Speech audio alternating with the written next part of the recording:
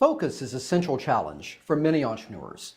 As we're pulled in different directions and have different opportunities and emergencies, the element of maintaining focus, and specifically focus of our time, is a key challenge.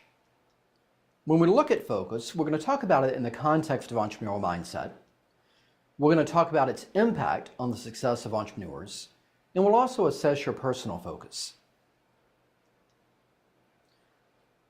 Our definition in this context is going to be focus in a central point of attention or activity. And what that means is that do we have the self-discipline? Do we have the motivation? Do we have the meticulousness as entrepreneurs to identify and act on a given activity and see it to its end? Now, there are many benefits. Successful entrepreneurs can focus on that single task and see it through to completion or see it through to its next milestone. We can also be more efficient, and we can do things better and faster by giving it our full attention, by processing that information efficiently and thoroughly, and enable us to be more decisive and more thoughtful in our decisions. Now, the question of how to do that is covered by many different articles and workshops and books that are out there. This, I thought, was a nice snapshot of some tactics to keep in mind, as well as some philosophical things to consider. One element for entrepreneurs that I would suggest is to detach yourself from email, at least in part. This suggests checking once a day. For me, that would be a bit difficult, but twice, maybe 3 times a day of a morning, noon, and night is sufficient. If there is something that's urgent, you will likely receive a call. And that's the second element of being thoughtful about the use of the phone and not being afraid to use voicemail, to let messages that are important be left and return those on a periodic basis, but not necessarily feel like answering every call is critical to the success of your venture. Now, the advice of stop studying for me as an academic is something I would not suggest in whole, but I would suggest taking the time to put your ideas into action, and that incessantly reading book after book after book is not going to result in a new venture being formed. It may provide insights and inspiration, but I certainly think that there is time well spent in studying, but also time well spent in actually bringing that into practice and doing. Focusing on your success is something that takes priority, and it takes putting an emphasis on, and I would also suggest it takes putting a timeline on, and think about some goals, and think about your path towards those goals. From a time perspective, many individuals argue that our attention span is for 1 hour, perhaps 2 hours at any single point in time, and that by taking breaks and by interrupting these segments, we can be more productive and be more attentive, and being heads down and staring at a computer for more than 2 hours at the time may actually inhibit our productivity. By turning off noise, what we mean here is that we want to focus on what matters and perhaps segment or separate things that are not going to contribute to your professional success or the success of your startup. The thinking advice comes in part perhaps by meditation, by prayer, by other methods you may use to help give you some insights and some focus long term of what happens after today, what happens after this year, what really matters, and are the actions that you're taking and the elements you're investing in helpful to achieving those long-term goals.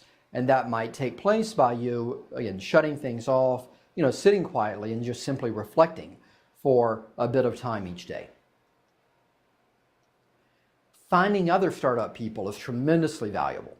Finding other people that have similar ambitions, that have similar struggles, that have similar goals and are facing similar hurdles add great value. It reduces the sense of isolation, and it also reduces the sense of hopelessness that we may have at times when we realize that other people are facing the same challenges that we are facing, and it's also inspirational to see what other people are doing as well. And lastly, the element of staying here is certainly valuable in the context of as it's related to working on your startup venture and having success with your venture, don't necessarily feel like you need to travel to other buildings or other cities or other countries to be effective or efficient. There's time lost in doing that. There's inefficiencies lost in doing that. So we want to be focused on that and recognize that simply moving around lots of places does not in and of itself create value for your venture. And there is an overhead cost of time and money associated with that that might be better spent by focusing on the startup. Self-discipline is something we'll spend a few more minutes on, and some tools and tactics that I would suggest is to have a routine, to have a to-do list, and maybe beyond a to-do list to actually schedule those on your calendar so you know how much time you're going to spend each day on various tasks. That allows you to structure your day and to have time allotments and to force you to adopt a principle of done is better than perfect. That way you are bringing things to a close and able to make progress on the next thing. I'd also encourage you to push yourself and be goal-oriented and think about what's the outcome of what you're doing and how do you measure that outcome. Also, writing your goals is very valuable. Trying to quantify what you're trying to achieve and putting a timeline to that improves your likelihood of actually getting there. And rewarding yourself as you have success or as you do reach some of these goals and milestones of taking some time, going to dinner, going on a vacation, buying an item.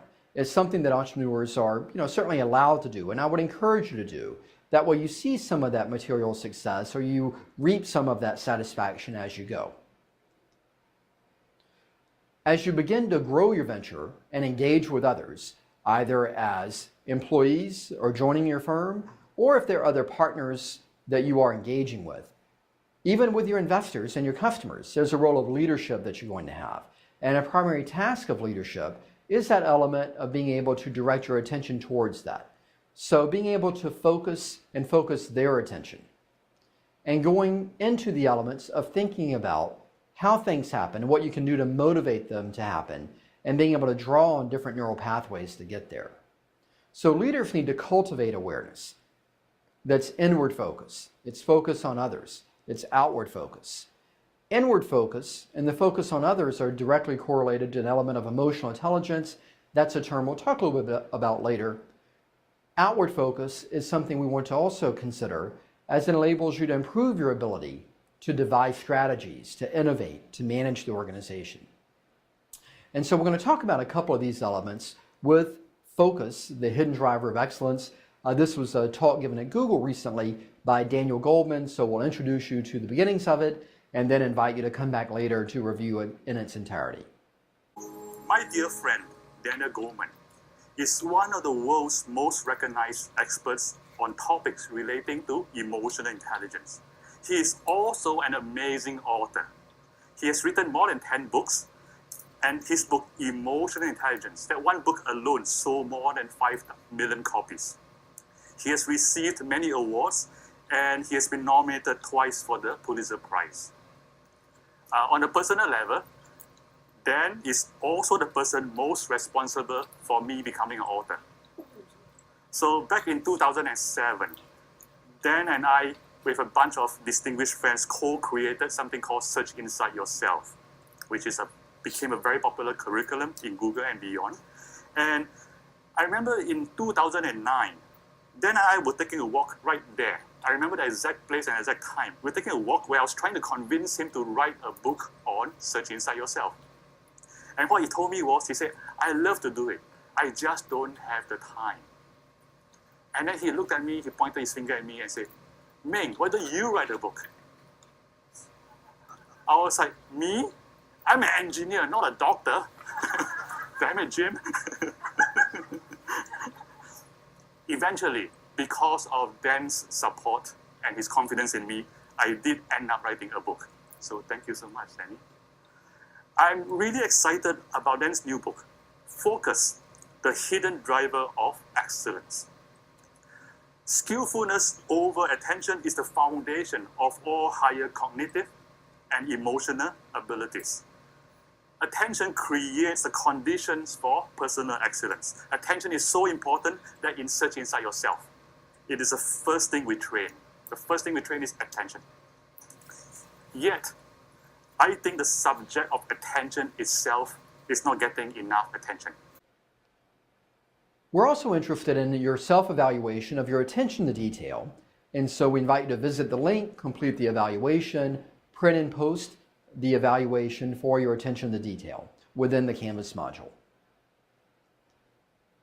So in summary, this is somewhat of a prophetic statement given that it was written over 40 years ago, but I think it certainly faces and addresses what we see now, particularly as entrepreneurs, where there is immense information, unfathomable amounts of information and data that are out there.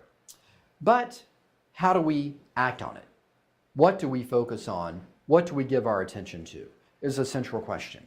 And so we want to help not only in determining what to focus on from a business perspective, but also how to add focus and improve your focus as an individual, how to master your focus, and how to be in command of not only who you are, but where you are in your organization.